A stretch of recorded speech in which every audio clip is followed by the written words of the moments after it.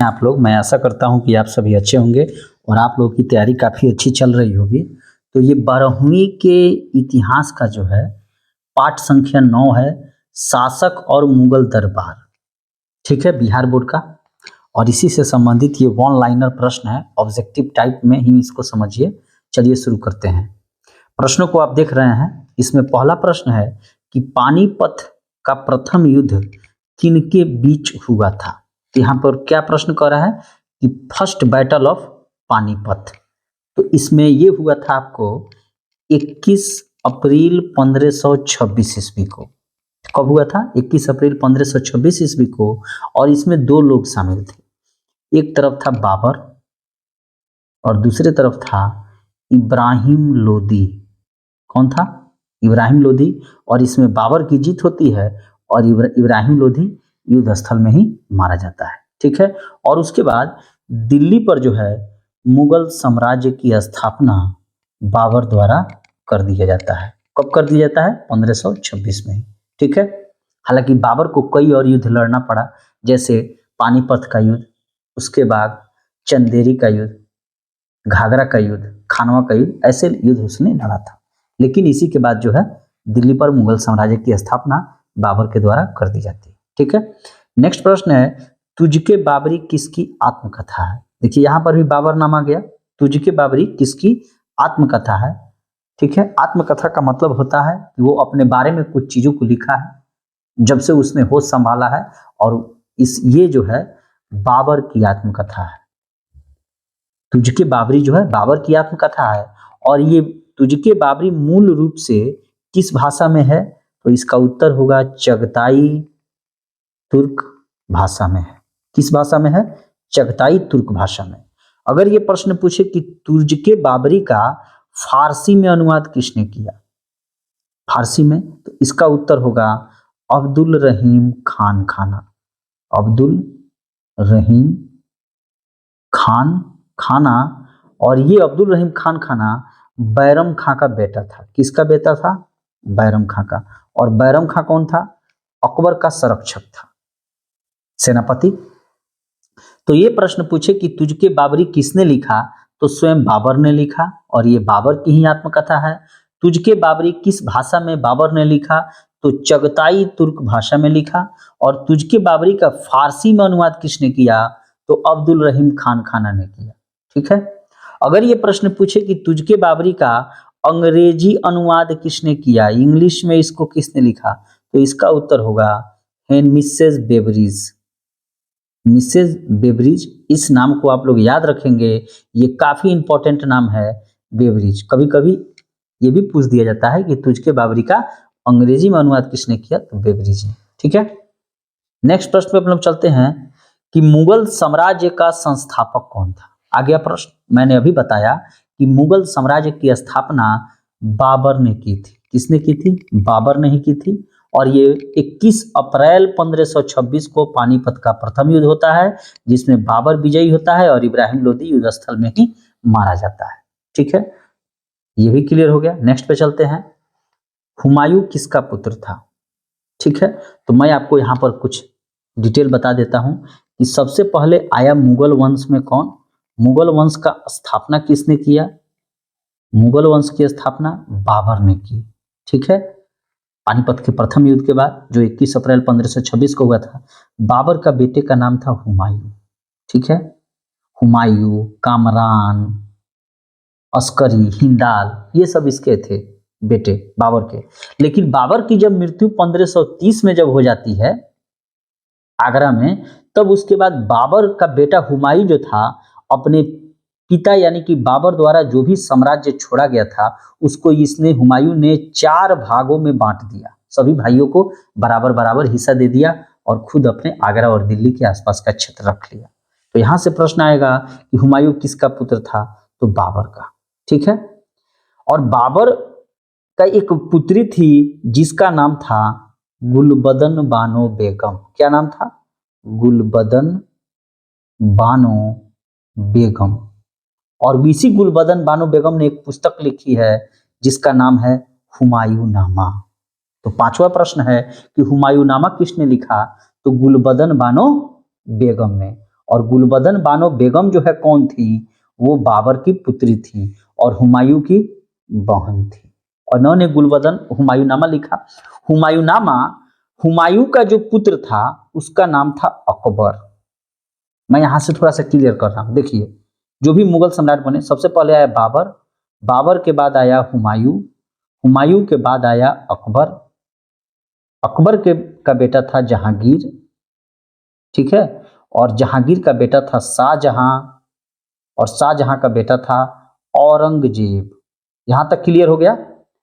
तो हुमायूं की तो मृत्यु दिन पनाह नगर की सीढ़ियों से गिरने से हो गई, ठीक है। तो हुमायूं का जो बेटा यहाँ पर अकबर है, इसने अपने फुआ से कहा, गुलबदन बानो बेगम से, कि मेरे पिता के पर एक आप किताब लिख दीजिए, और उसका नाम गुलबदन बानो बेगम ने रखा हुमायूंनामा और किताब लिखा, ठीक है। नेक्स्ट पे चलते हैं कि अकबर किसका पुत्र था। तो यहाँ से आप लोग क्लियर कर सकते हैं कि बाबर का बेटा हुमायूं, हुमायूं का बेटा अकबर। तो यहाँ उत्तर हो जाएगा हुमायूं, ठीक है। नेक्स्ट पे हम लोग चलते हैं। बाबर चंगेज खां के परिवार से कौन सा वंश का था। तो इसका उत्तर होगा 14वां, ठीक है। देखिए, बाबर जो था, बाबर के पिता उमर शेख मिर्जा थे, जो कि तैमूर वंश के खानदान के थे।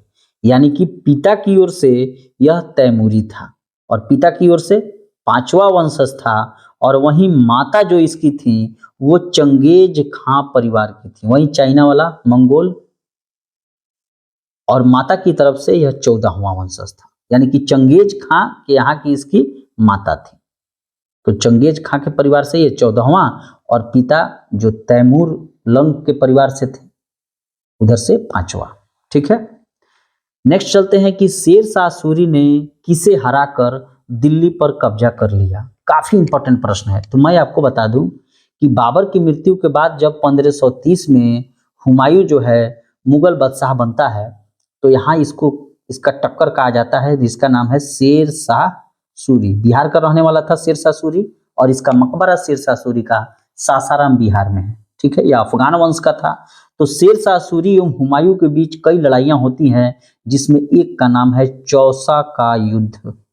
ये जो चौसा है, ये आपको बिहार के बक्सर जिला में पड़ता है। कहाँ पड़ता है? बक्सर जिला में। और जानते हैं कि चौसा में ही गंगा नदी बिहार में प्रवेश करती है, और एक दूसरी नदी भी चौसा में आती है, उसका नाम है कर्मनाशा नदी। कर्म को नाश करने वाली नदी को ही कर्मनाशा नदी कहा गया है पुराणों में। तो इसी कर्मनाशा नदी के किनारे जो है चौसा का युद्ध होता है। कब? 1539 ईस्वी में शेर शाह सूरी एवं हुमायूं के बीच, ठीक है। शेर शाह सूरी के हुमायूं के बीच इसी 1539 में, इसमें हुमायूं की पराजय हो जाती है और शेर शाह सूरी जीत जाता है।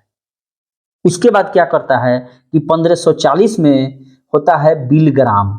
बिलग्राम है कहाँ? तो ये है कन्नौज में। और इसी 1540 में फिर जो है हुमायूं को शेर शाह सूरी हरा देता है और से अपने जीत जाता है, तब जाकर ये दिल्ली पर कब्जा कर लेता है। तो इस प्रश्न का उत्तर होगा कि शेर शाह सूरी ने किसे हराकर दिल्ली पर कब्जा किया। तो इसका उत्तर हो जाएगा हुमायूं को। कब हराया? तो 1540 ईस्वी में। कहाँ हराया?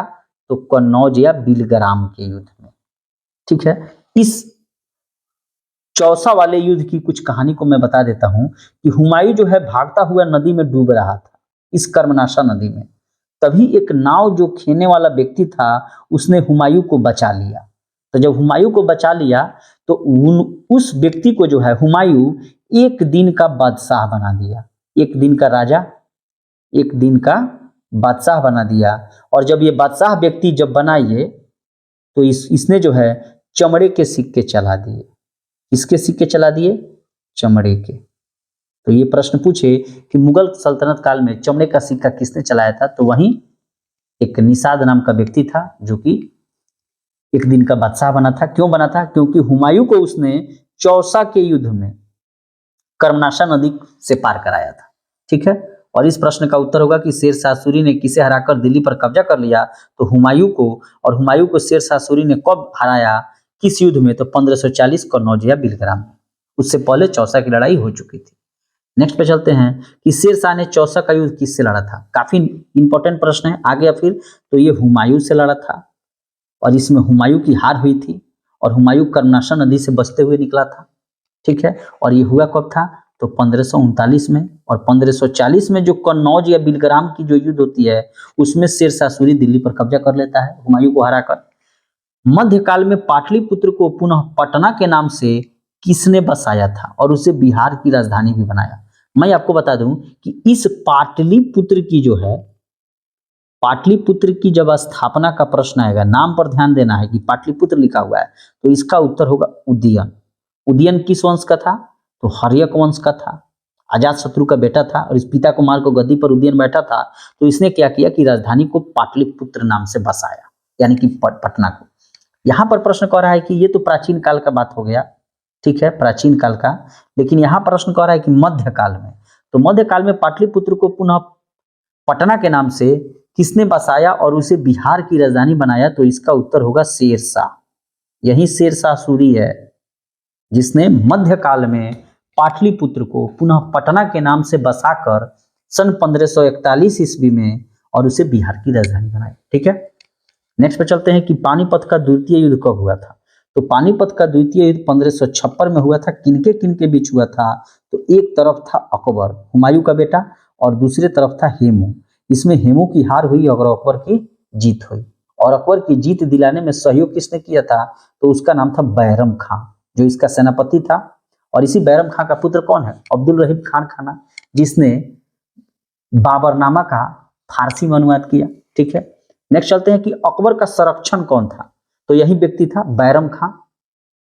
बैरम खां जो अकबर का संरक्षण 1556 से लेकर 1560 तक 4 सालों तक जो है इसने इसको मैंने कहने का मतलब अपने छत्र छाया में रखा।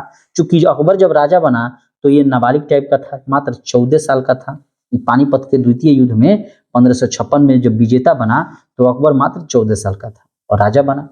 तो मान लीजिए नाबालिग बच्चे को देख रेख करने के लिए कोई तो आदमी चाहिए, तो वहीं बैरम खां था। बहुत मानता था इसको, अकबर को, और अकबर इसे प्यार से खानी बाबा कहता था। खानी बाबा बैरम खां को। अकबर की माता का क्या नाम था? बहुत ही बढ़िया प्रश्न है। अकबर की माता का नाम था हमीदा बानो बेगम। हमीदा बानो बेगम था। और अकबर के पिता का क्या नाम था? हुमायूं, ठीक है। और हमीदा बानो बेगम के ही गर्भ से सन 1542 में अमरकोट के राजा, अमरकोट कहाँ है? राजस्थान में। तो अमरकोट के राजा जो थे उनका नाम था बिरसाल, और इन्हीं के महल में इसका जन्म होता है अकबर का। आप लोग कहेगा कि अकबर इतना धार्मिक रूप से सहिष्णु क्यों था, माने सभी धर्मों को क्यों मानता था? क्योंकि एक हिंदू राजा के यहाँ इसका जन्म हुआ। तो किसी भी बच्चे का जब जन्म होता है तो उसका पूजा पाठ किया जाता है ना, गोड़ ओड़ तो लगा जाता है। तो ये उस समय काली माता का मंदिर था इनके राजा के यहाँ, बिरसाल राजा के यहाँ। तो वहां पर ही अकबर को ले आकर पूजा पाठ किया गया था। तो अकबर चूंकि बचपन भी इसका बीता हिंदुओं के घर में, तो यहाँ से जो है ये मुस्लिम धर्म के साथ साथ, इस्लाम के साथ साथ हिंदू, जैन, सिख, पारसी, ईसाई, सभी धर्मों को ये अकबर मानता था। ये कहता था कि सभी धर्म संभाव है, सभी धर्मों में एक ही चीज है कि ईश्वर, एक ही ईश्वर है, और जो दीन असहाय लोग हैं, गरीब लोग हैं, उनकी मदद करनी चाहिए, ठीक है। नेक्स्ट पे चलते हैं कि अकबर का शासन काल क्या है। बहुत ही इंपॉर्टेंट ये प्रश्न है। अकबर का जो शासन काल है ये है 1556 में पानीपत के द्वितीय युद्ध में ये जीत जाता है, और वहां से लेकर सन 1605 ईस्वी तक अकबर का शासन काल है, ठीक है। 1605 में अकबर की मृत्यु हो जाती है, ठीक है। और यहाँ से इसका राज्यकाल जो है शुरू होता है 1556 से, ठीक है। और यहाँ 1605 के बाद कौन आता है? जहांगीर आता है। और जहांगीर जो है 1605 से लेकर 1627 तक राज करता है, ठीक है। नेक्स्ट पे चलते हैं कि अकबर किस राज्य पर अधिकार नहीं कर पाया था। काफी इंपॉर्टेंट प्रश्न। तो मैं आपको बता दूं कि अकबर जो है मेवाड़ पर कंप्लीट रूप से अधिकार नहीं कर पाया था, ठीक है। यहाँ राणाओं का शासन था, महाराणा प्रताप जैसे नाम आपने सुना है। तो मेवाड़ का शासक कौन था? राणा अमर सिंह, और इसी का एक बेटा था जिसका नाम था करण सिंह, ठीक है। इसको जीता किसने? तो शाहजहां ने जीता। अकबर का बेटा का नाम जहांगीर और जहांगीर का बेटा का नाम शाहजहां था। इसने जो है सन 1615 में जाकर मेवाड़ पर अधिकार कर पाया था। तो ये जो प्रश्न है कि अकबर किस राज्य पर अधिकार नहीं कर पाया था, तो बहुत सारे राज्य थे, लेकिन मेवाड़ जो है उसमें इंपॉर्टेंट है। ठीक है, और मेवाड़ पर किसने अधिकार किया? शाहजहां ने। शाहजहां कौन था? अकबर का पोता था, यानी कि बेटे का बेटा जो हो, पोता या नाती। अकबर के दरबार के नौरत्न कौन थे? बहुत ही इंपॉर्टेंट प्रश्न है, इसको ध्यान से देखना होगा। अकबर के दरबार के जो नौरत्न थे उसमें पहला व्यक्ति है तानसेन। तानसेन को जानते हैं आप लोग, कंठा भरण वाणी विलास की उपाधि इनको अकबर ने दी थी, बहुत अच्छा गाते थे। ठीक है, दूसरा व्यक्ति है बीरबल। बीरबल जो है बहुत चतुर आदमी था, बहुत अच्छी अच्छी बातें से लोगों को फंसा देता था। ठीक है, इसका वास्तविक नाम महेश दास था। तीसरा व्यक्ति है राजा टोडरमल। टोडरमल, और ये जो है फाइनेंस मिनिस्टर था, वित्त मंत्री, जो भू राजस्व से संबंधित टैक्स कैसे वसूला जाए वो इस चीजों को देखता था। चौथा व्यक्ति था अबुल फजल। ठीक है, और इसी का एक भाई था जिसका नाम था फैजी। क्या नाम था? फैजी। फैजी जो है वह राजकवि के पद पर था, राजकवि। ठीक है, और फजल ने ही कौन सी बुक लिखी है? आईने अकबरी, अकबरनामा। फैजी का ही भाई कौन है? फजल है, अबुल फजल, और इसने आईने अकबरी और अकबरनामा जैसी पुस्तकों की रचना की अकबर पर। ठीक है, छठे में हम लोग आते हैं राजा मान सिंह। राजा मान सिंह, और राजा मान सिंह की ही बहन थी जिसका नाम था मानबाई, और उनसे विवाह अकबर ने अपने पुत्र जहांगीर का करवा दिया। ठीक है, सातवां व्यक्ति है अब्दुल रहीम खान खाना। अब्दुल रहीम, ये रहीम जो है ये हिंदी के बहुत विद्वान थे, हिंदी भाषा के। अब्दुल रहीम खान खाना, और इन्होंने ही क्या लिखा? बाबरनामा का फारसी में अनुवाद किया। और आठवें व्यक्ति हैं हकीम हुकाम।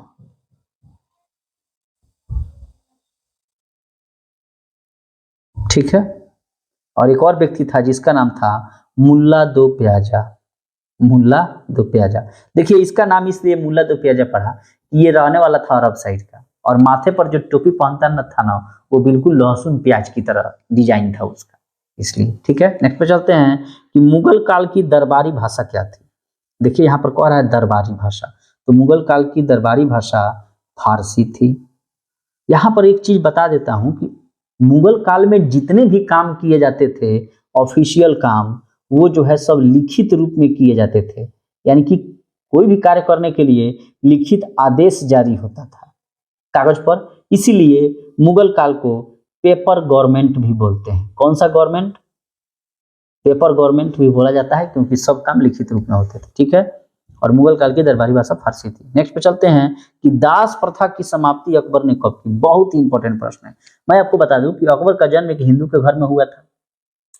अकबर जो है सभी धर्मों से प्यार करता था, क्योंकि उसने इस चीज को जान लिया कि चाहे इस्लाम हो, ईसाई हो, हिंदू हो, सिख हो, जैन हो, पारसी हो, सब में सिर्फ एक ही ईश्वर का नाम है, और इंसानियत के नाते सबकी सेवा करनी चाहिए।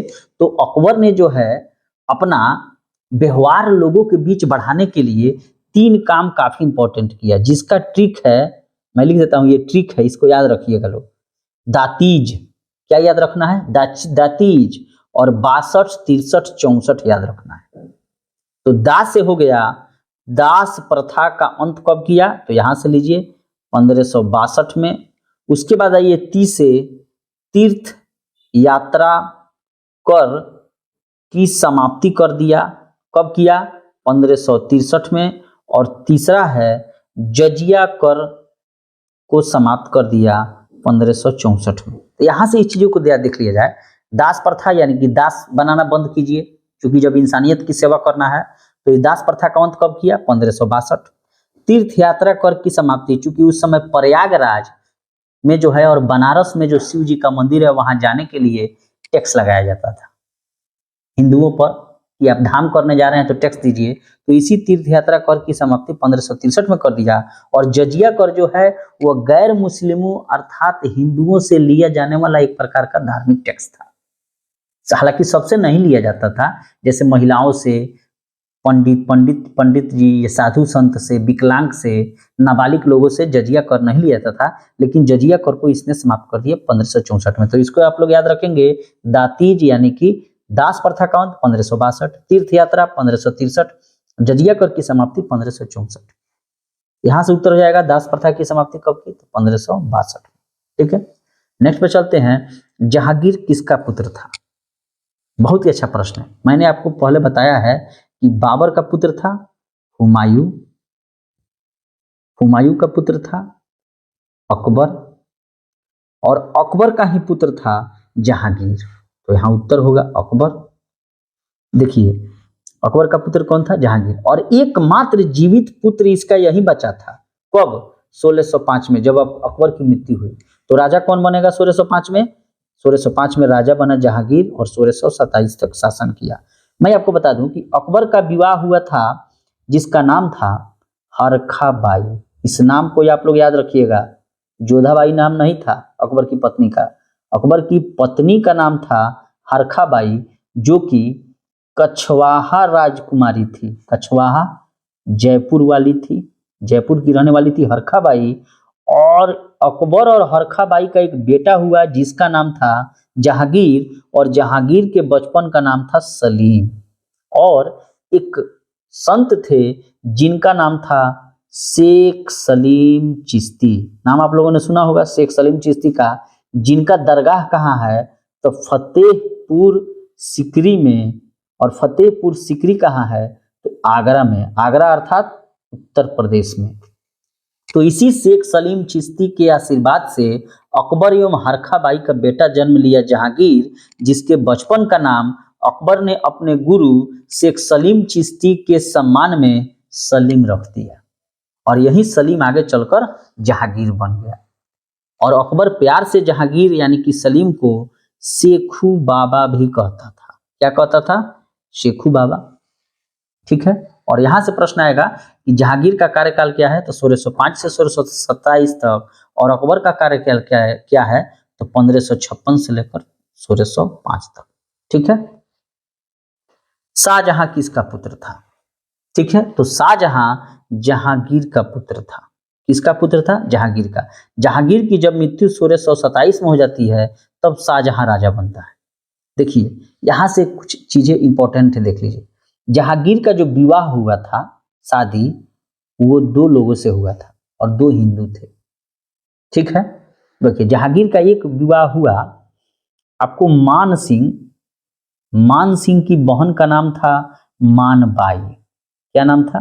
मानबाई। इससे जहांगीर का शादी हो गया। और एक विवाह हुआ, यह जयपुर वाली है, लिख देता हूं मैं, जयपुर वाली। और यहाँ विवाह हुआ मारवाड़, यानी कि उदय सिंह मारवाड़ है। मारवाड़, जैसे मेवाड़ मारवाड़ नहीं है जयपुर में, तो मारवाड़ जगह का नाम है। तो उदय सिंह की पुत्री थी जगत गोसाई। इनसे विवाह हुआ जहांगीर का, जगत गोसाई से। ठीक है, तो जहांगीर और मानबाई का बेटा का नाम था खुसरो। क्या नाम था? खुसरो। और जहांगीर और जगत गोसाई के बेटे का नाम था खुर्रम। और यही खुर्रम बाद में क्या बना? शाहजहां बना। ठीक है, अब मैं बताता हूं कि जब यहां पर 1605 ईस्वी में अकबर मर जाता है। ठीक है, अकबर मर गया तो राजा कौन बन गया 1605 में? जहांगीर बन गया। तो ठीक 1606 ईस्वी में, एक साल बाद, खुसरो ने जो है विद्रोह कर दिया। किसके प्रति? जहांगीर के प्रति। तो जहांगीर और खुसरो के बीच लड़ाई होती है भैरवाल नामक स्थान पर। भैरवाल कहाँ है? तो जालंधर में। और यहाँ लड़ाई होती है, खुसरो को पकड़कर कैद में डाल दिया जाता है। और कैद में डालने के बाद यह अंधा हो जाता है। और अंधा जब होता है तो खुर्रम यानी कि शाहजहां खुसरो को ले जाता है दक्षिण भारत, और वहीं पर इसको मार देता है शाहजहां। तो बच गया जहांगीर का बेटा कौन? शाहजहां। और काफी तेज तर्रार था। हालांकि जहांगीर के और भी बेटे थे, जैसे खुसरो तो मारा गया, खुर्रम यानी कि शाहजहां, परवेज, शहरयार, ये सब बेटे थे। लेकिन शाहजहां काफी तेज तर्रार आदमी था, तो वहीं ये शाहजहां राजा बनता है कब? 1627 में। आप लोग, मैं आशा करता हूं कि आप लोग समझ चुके होंगे, नहीं तो फिर एक बार बैक करके आप लोग देख लीजिएगा। इन चीजों को काफी ध्यान रखना है कि किसका बेटा कौन था, क्यों आखिर ये राजा बना, इसके पीछे भी तो कोई कारण होगा। चैनल पे नए हैं तो चैनल को जरूर सब्सक्राइब कर ले, क्योंकि यहाँ पर आपको बिहार द्वारा जो भी एक क्लास 11 और 12, इसके अलावा 9, 10 के भी ऑल सब्जेक्ट्स को कवर किया जाएगा।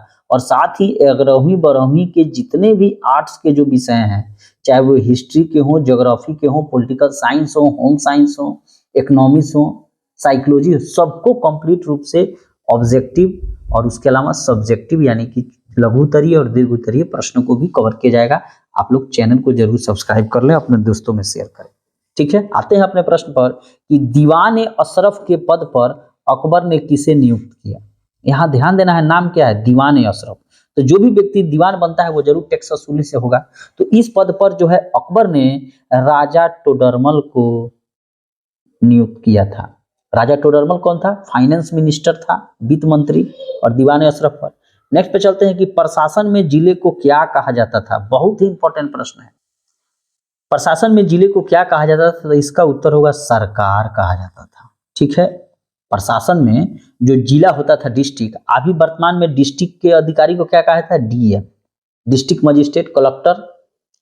और यहाँ जो है जिले के अधिकारी को, जिले को कहा जाता था सरकार। और इस जिले में एक होता था फौजदारी अधिकारी, फौजदारी जो यहाँ सैन्य प्रशासन को देखता था। और अभी जिले के अधिकारी को डीएम कहा जाता है, जो राजस्व को वसूलता है, टैक्स को वसूलने का काम करता है। और एक अभी वर्तमान में जो है जिले में एक अधिकारी होता है फौजदारी, जिसे एसपी कहा जाता है, और ये एसपी क्राइम को कंट्रोल करता है। ठीक है, तो मुगल काल में जिले को सरकार कहा जाता था, और यहाँ पर फौजी अधिकारी नियुक्त किया जाता था फौजदारी का, जो यहाँ पर सैनिक रखता था और प्रशासन चलाता था। तुझके जहांगीरी की रचना किसने की, काफी इंपॉर्टेंट प्रश्न है। तुझके जहांगीरी की रचना स्वयं जहांगीर ने की थी। ये उसी की आत्मकथा है जहांगीर की, जो 1605 ईस्वी में राजा बना और 1627 तक रहा, 27 में मृत्यु हो जाती है। और तुझके जहांगीरी जब में जहांगीर ही लिखा है इसको, और जब जहांगीर की मृत्यु हो जाती है 1627 में, तब इसको पूरा किसने किया, ये भी प्रश्न पूछता है कि तुझके जहांगीरी को पूरा किसने किया, तो उसका नाम था मोतमिंद खां। इस नाम को आप लोग याद रखेंगे। नेक्स्ट पे चलते हैं कि नूरजहां किसकी पत्नी थी। बहुत ही इंपॉर्टेंट प्रश्न। देखिए, अकबर के बेटे का क्या नाम था, जहांगीर। और जहांगीर से बाद में शादी कौन कर लिया, जहांगीर से शादी हो गया नूरजहां का। मैं आपको बताता हूं कि जहांगीर के पिता का, यहाँ खूब ध्यान देना है, जहांगीर के पिता का नाम था गयास बेग। क्या नाम था, गयास बेग। जहांगीर के माता का नाम था अस्मत बेगम। ठीक है, और जहांगीर के भाई का क्या नाम था, आसफ खां। क्या नाम था, आसफ खां। ठीक है, और जहांगीर के पति का क्या नाम था, अली कुर्की बेग। इस नाम को ध्यान रखना है, तबे जाके आप लोग नूरजहां को समझ पाइएगा। यहां देखिए ना, नूरजहां के पति का क्या नाम था, अली कुर्की बेग। ये जो है एक शेर को एक तलवार में मार देता है, तो जहांगीर अली कुर्की बेग को शेर अफगान की उपाधि दे देता है। लेकिन आगे चलकर अली कुर्की बेग की मृत्यु हो जाती है। तब मृत्यु होने पर जहांगीर का एक दोस्त था अली कुर्की बेग, तो जहांगीर दुखित होता है और अली कुर्की बेग की पत्नी नूरजहां से जहांगीर जो है शादी कर लेता है। ठीक है, तब जाकर नूरजहां जहांगीर के कार्यकाल में काफी आती है। नूरजहां ने अपना पावर जमाने के लिए एक गुट बना लिया था, जिसका नाम था जुंटा गुट, या इसे कहा जाता है नूरजहां गुट। मैं आपको बता दूं कि नूरजहां का वास्तविक नाम मेहरुनिसा था। नूरजहां का वास्तविक नाम मेहरुनिसा था, और मेहरुनिसा की शादी अली कुर्की बेग से हुई थी। अली कुर्की बेग की जब मृत्यु हो जाती है, तब मेहरुनिसा से शादी जहांगीर कर लेता है, और इसको मेहरुनिसा को जहांगीर जो है नूरजहां या नूर महल की उपाधि देता है। तो इसने क्या किया, एक गुट बना लिया, जुंटा गुट। और इस जुंटा गुट में कौन कौन शामिल थे, स्वयं नूरजहां, और नूरजहां का भाई आसफ खां, और इसका बेटा जहांगीर का बेटा कौन, शाहजहां। और जमाने के लिए अब देखिए यहाँ पर कहानी क्या है कि नूरजहां के पिता का नाम गियास बेग था, और इसे दीवान के पद पर अकबर ने लाहौर में रखा था। ठीक है, और इसको एमात दुल्ला की उपाधि दी थी। ठीक है, और इसकी जब मृत्यु हो जाती है ग्यास बेग की, तो नूरजहां इसके लिए एक मकबरा बनवाती है। उसी मकबरा में पिटरे ड्यूरा का काम हुआ है। पिटरा ड्यूरा अर्थात संगमरमर के पत्थर में कीमती रत्न खोदकर जड़े हुए थे। ठीक है, इसकी माता जो नूरजहां थी अस्मत बेगम, इसी ने सेंट को खोज निकाला। सेंट नहीं मारा जाता है शरीर में महकने के लिए, इत्र को की खोज किसने की थी? तो नूरजहां की माता अस्मत बेगम ने, वो भी गुलाब से, गुलाब के फूल से। नूरजहां का जो भाई आसफ खां था, इसी की बेटी थी मुमताज महल अंजुमंद बानो बेगम, एक ही नाम है। ठीक है, और इसी से शादी किसका हुआ था? जहांगीर के बेटे शाहजहां का। और शाहजहां ने इसी आसफ खां की बेटी मुमताज महल और अंजुमन बानो बेगम की याद में ताजमहल को बनाया था। ताजमहल, सब चीज क्लियर हो रहा है ना? तो यहाँ नूरजहां किसकी पत्नी थी? तो जहांगीर की। देखिए कैसे खानदानी गुट बना हुआ है। नेक्स्ट पे चलते हैं कि सुलह कुल की नीति का क्या अर्थ है। सुलह कुल की नीति का मतलब है कि सर्वधर्म समभाव, माने सभी धर्मों को मानना, सभी धर्म में समान हैं, कोई धर्म में कोई अंतर नहीं है, हम लोग सब समान हैं, इंसान हैं, और हम लोग सब एक ईश्वर को मानते हैं। यानी कि मुस्लिम है, ईसाई हैं तो ना ईसाई हैं तो ना इस्लाम धर्म से कोई बैर रखेंगे, ना हिंदू से रखेंगे। अगर इस्लाम के हैं तो पारसी भी धर्म को मानेंगे।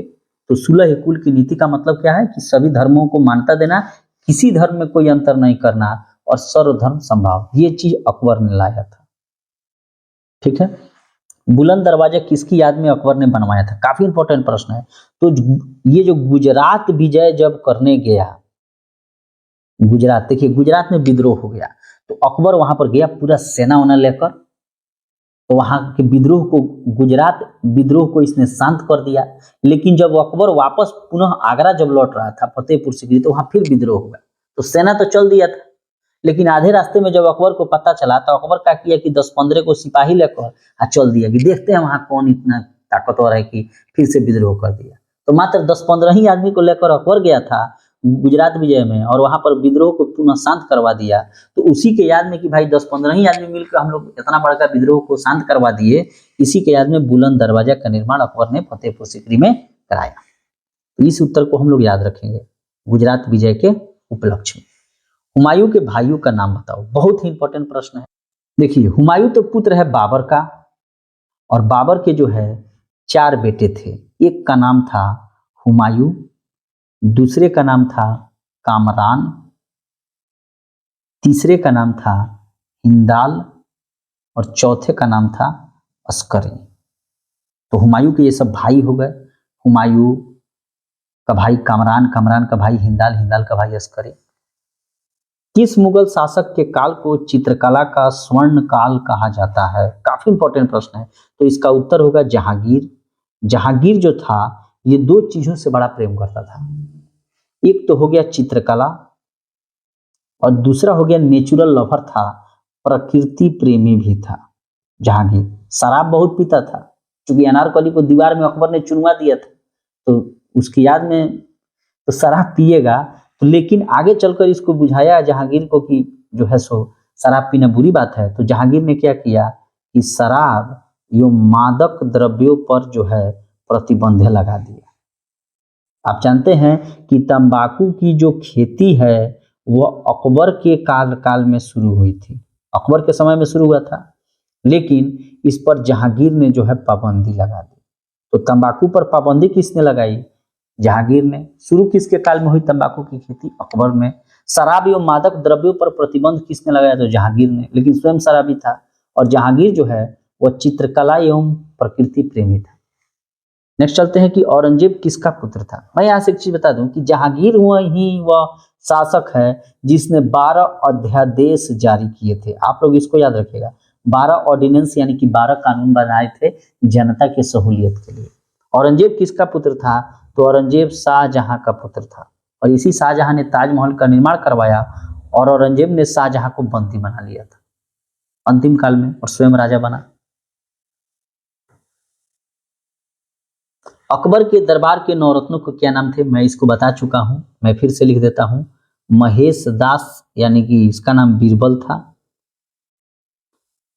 अबुल फजल, अबुल फैजी, ये दोनों भाई थे। ये राज कवि था और अबुल फजल ने आईने अकबरी और अकबरनामा की रचना की। ठीक है, एक, दो, तीन, चौथा में आइए राजा टोडरमल, जो टैक्स वसूलने का काम करवाता था, यानी कि फाइनेंस मिनिस्टर था। मुल्ला दो प्याजा, तानसेन, कंठाभरण वाणी विलास गीत उत गाते थे। मान सिंह, अब्दुल रहीम खान खाना,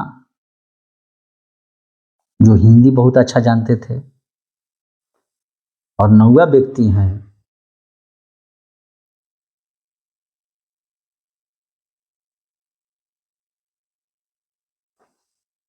हकीम हुकाम, जो एक प्रकार से डॉक्टर थे इनके दरबार में। ईस्ट इंडिया कंपनी की स्थापना, प्रश्न पे ध्यान देना है, ईस्ट इंडिया कंपनी की स्थापना किस मुगल सम्राट के कार्यकाल में हुई थी? तो मैं आपको बता दूं कि 31 दिसंबर सन 1600 ईस्वी को लंदन में जो है ईस्ट इंडिया कंपनी की स्थापना हुई थी। ईस्ट इंडिया कंपनी की स्थापना हुई थी और उस समय वहां की महारानी एलिजाबेथ प्रथम थी।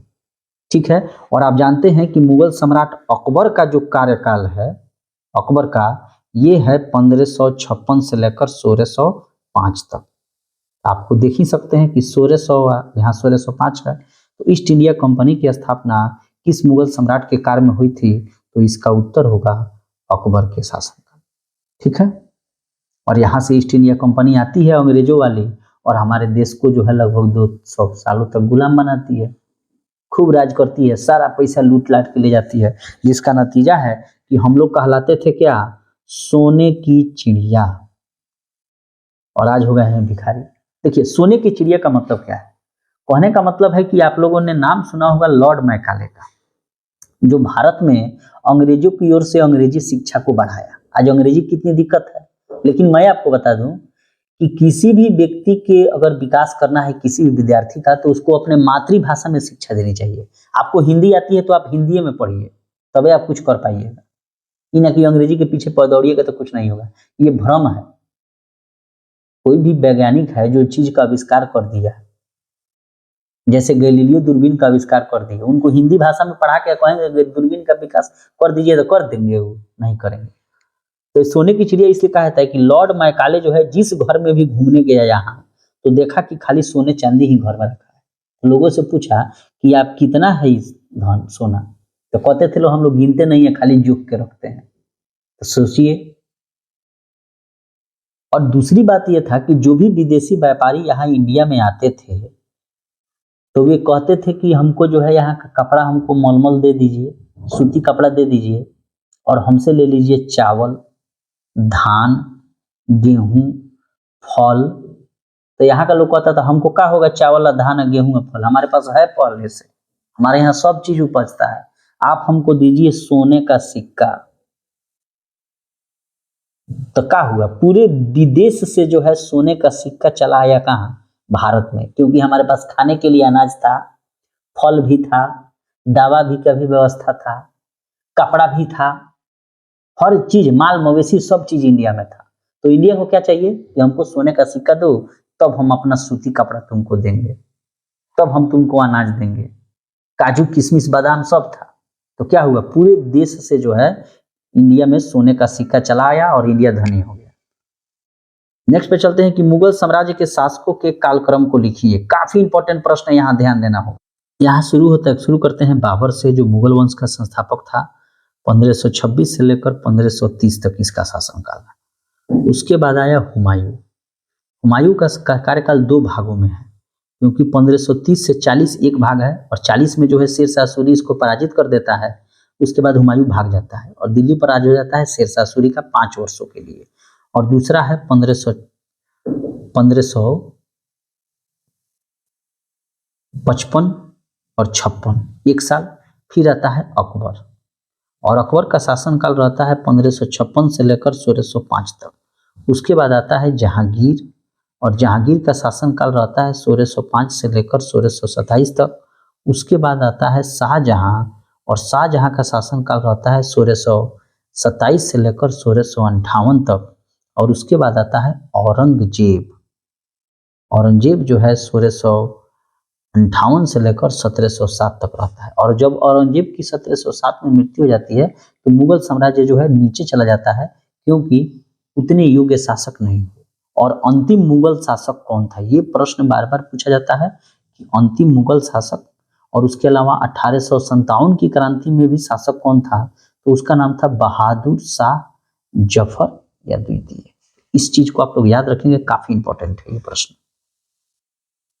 नेक्स्ट पे चलते हैं कि मुगल साम्राज्य के शासकों की आत्मकथाओं को लिखिए। काफी इंपॉर्टेंट प्रश्न है जिसमें पहला है बाबर ने लिखा बाबर नामा। किस भाषा में लिखा, तुर्की भाषा में। और इसको फारसी में अनुवाद किसने किया, तो अब्दुल रहीम खान खाना ने। अंग्रेजी में किसने किया, तो मिसेस बेवरीज ने। दूसरा देखिए, अंग्रेजी में ये लोग अनुवाद कराता क्यों था, क्योंकि जान जाएगा ये चीज कि बाबर को यहाँ राज करने के लिए किन समस्याओं का सामना करना पड़ा। ये किस में मिलेगा कि बाबर यहाँ लड़ाई लड़ा है। तो जब हम अंग्रेज होके इस चीज को जान जाएंगे तो हम लोग भी इंडिया पर कब्जा कर लेंगे। देखिए कितना दिमाग लगाया। उसके बाद आता है हुमायूं नामा।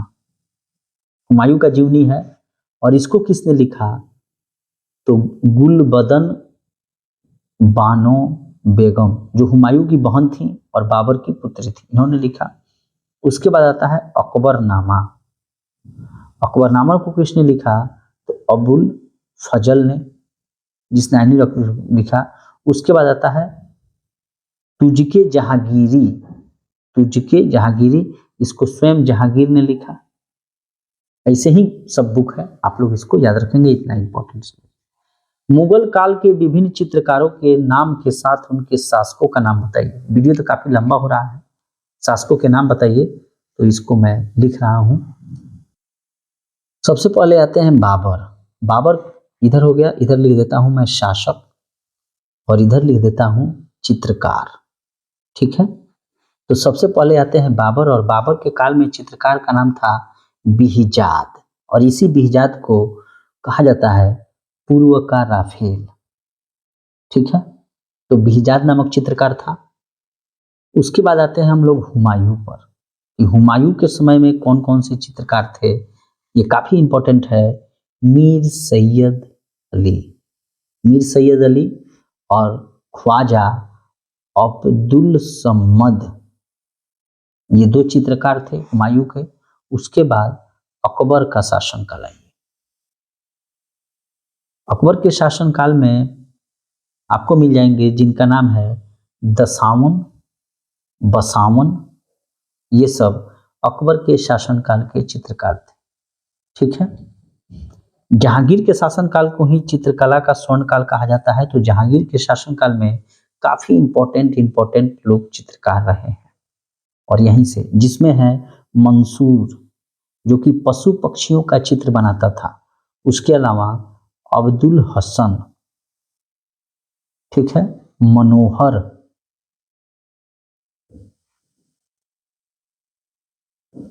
ठीक है, बिशन दास, ठीक है, ये सब इनके कार के चित्रकार थे। शाहजहां के शासनकाल में भी कुछ चित्रकार थे, जिसमें नाम है मीर हाशिम। मीर हाशिम,